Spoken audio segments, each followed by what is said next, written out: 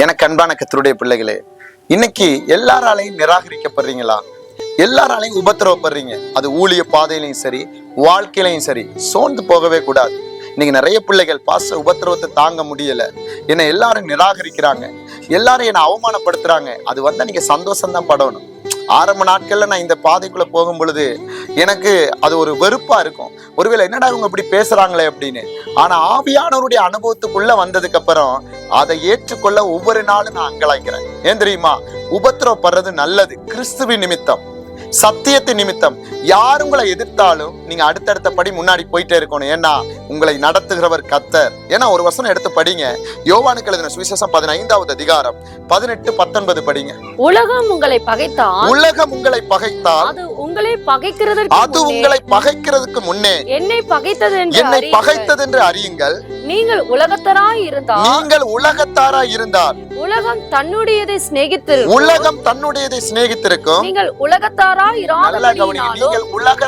இராதபடியினாலும் நான் உங்களை உலகத்தில் இருந்து தெரிந்து கொண்டபடியினாலும் உலகம் உங்களை பகைக்கிறது. அப்படின்னா உங்க குடும்பத்துல உங்களுக்கு விரோதமா எழும்புவாங்க, உங்க கணவன் உங்களுக்கு விரோதமா எழும்புவாங்க, மனைவி உங்களுக்கு விரோதமா எழும்புவாங்க, நீங்க பெற்ற பிள்ளைகள் உங்களுக்கு விரோதமா எழும்பும், உங்க சபை எழும்பும், அது போல உங்க ஊழிய பாதையில அநேகர் எழும்புவாங்க. ஏன்னா இது கடைசி காலம். இந்த இடத்துல நீங்க உலகத்திலிருந்து வேறு பிரிக்கப்பட்டபடியால் ஆசீர்வாதத்தை அல்ல அவமானத்தை சுமக்கிறவர்களா இருக்கணும். அது போல பாடுகளை சுமக்கிறவர்களா இருக்கணும். காரி துப்புவாங்க, அதெல்லாம் நீங்க சந்தோஷம் படணும், கவலைப்படவே கூடாது.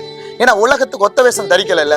இன்னைக்கு யாருக்கு உபத்திரவன்னா 10ல 11 கை போட்டு போறவங்களுக்கு அல்ல, அந்த 10ல ஒண்ணு தனியா நின்று இது உண்மை இல்ல கர்த்தருக்காக வைராக்கியமா நீங்க பேசுறீங்க பாத்தீங்களா, உங்களுக்கு வரும் போராட்டம்.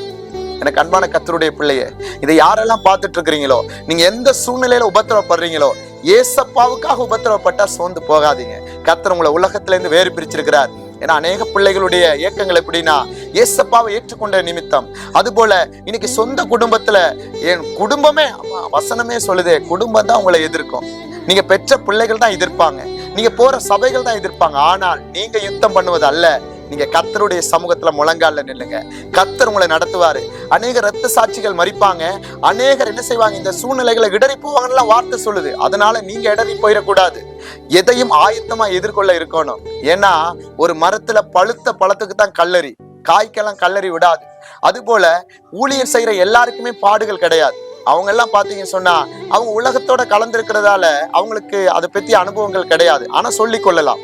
ஆனால் தேவனுக்காக நிற்கிற ஒரு தேவனுடைய பிள்ளை, கடைசி காலத்துல கர்த்தருக்காக வைராக்கியமா எழும்புற பிள்ளை, அவள் எங்கெல்லாம் கால் வைக்கிறாளோ வானமண்டல